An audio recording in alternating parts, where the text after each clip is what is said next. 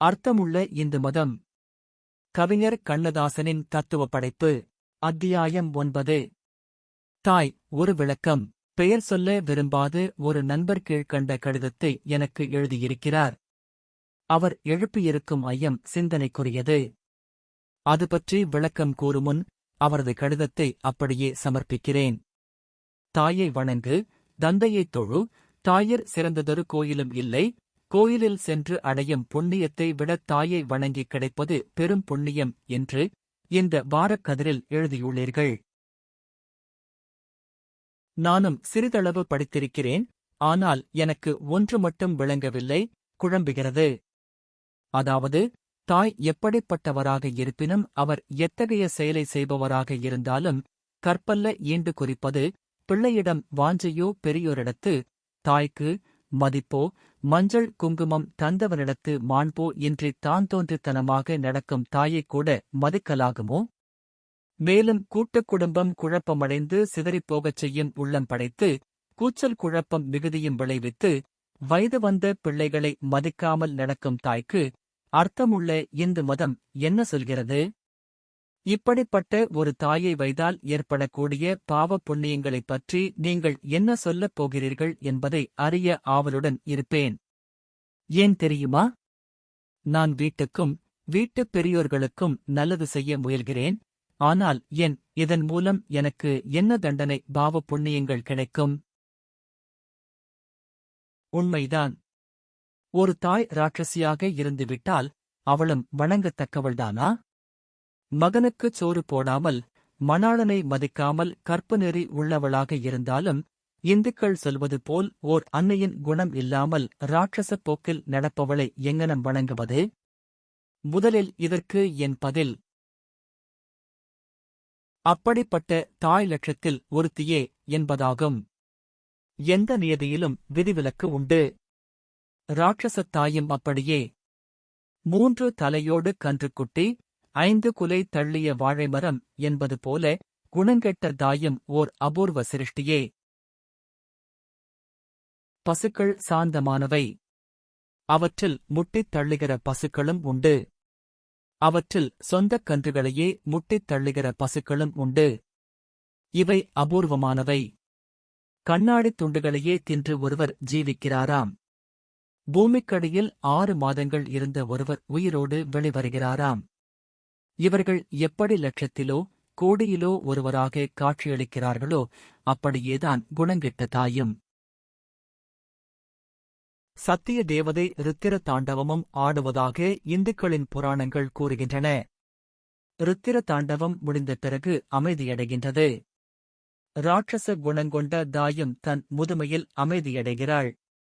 சட்டி தூக்கி தெருத்தெருவாக அலைய வேண்டிய நிலைமைக்கு வருகிறாள். பரம்பொருள் அந்த தாயை அப்படித்தான் கண்டிக்கிறான். பசி, பட்டினி நோய்களால் வெந்து தன் பாவங்களுக்கு கழுவாய் தேடுகிறாள் அவள். அத்தகைய தாய்க்குத் துர்மரணமே சம்பவிக்கும் என்பது இந்துக்கள் நம்பிக்கை. மலர் கல்லாகிவிட்டால் வாசம் போய்விடுகிறது. தோற்றம் மலரானாலும் அது வெறும் கல்லே. குணம் கெட்ட தாயும் அப்படியே. இப்படிப்பட்ட தாய் எப்படி உற்பத்தியாகிறாள்? இந்துக்களின் பூர்வ ஜென்ம நம்பிக்கையை இங்கேதான் நானும் ஒப்புக்கொள்கிறேன். பூர்வஜன்ம பாவ புண்ணியம் தொடர்ந்து வருகிறது. காரணம் தெரியாத துயரங்களுக்கு அதுதான் காரணம் என்பது இந்துக்கள் நம்பிக்கை. போன ஜென்மத்தில் மகனாலும் மணாளனாலும் பழி வாங்கப்பட்ட தாயொருத்தி அடுத்த ஜென்மத்தில் இருவரையும் பழி வாங்குகிறாள் என்றே நான் அதற்கு பொருள் கொள்கிறேன். இது எனது யூகமே, வேறு பொருள்களும் இருக்கக்கூடும். இல்லை என்றால் உலகத்திலேயே மென்மையான அன்னையின் இதயம் கல்லாவது எப்படி? இறைவனின் திருவிளையாடல்களில் இதுவும் ஒன்று என்பதைத் தவிர வேறு பதில் சொல்ல எனக்குத் தோன்றவில்லை. எதிலும் விதிவிலக்கு உண்டு என்பதைத்தான் மீண்டும் சொல்லிக் கொள்ள விரும்புகிறேன். கோடானு கோடி இந்துக்களில் இப்படிப்பட்ட தாய்மார்கள் விரல்விட்டு எண்ணக்கூடிய அளவே இருப்பார்கள். அதற்காக அந்த தாயின் மகனோ கணவனோ தாய்க்குலத்தையே வெறுக்கக்கூடாது. வகை வகையான மலர்கள் பூத்துக் குலுங்கும் உலகில் ஒவ்வொரு மலருக்கும் ஒவ்வொரு விதமான வாசம் உண்டு. ஆனால் மலர் ஒன்று மலர் நாற்றம் அடிப்பது உங்களுக்கு தெரியுமா? ஆனால் அபூர்வமான மலர். அது மலரும் செடியின் பெயர் பீனாரிச் சங்கு என்பதாகும். அந்தச் செடியின் இலைகள் கூட மலநாற்றமே அடிக்கும். அந்த இலைகளை அரைத்துக் குடித்தால் உடம்பில் எவ்வளவு சிரங்கு இருந்தாலும் உதிர்ந்துவிடும். அந்த மலரை தேடிப் பிடித்து வாங்கிப் பாருங்கள். அதைவிட அழகான மலர் உலகத்திலேயே கிடையாது.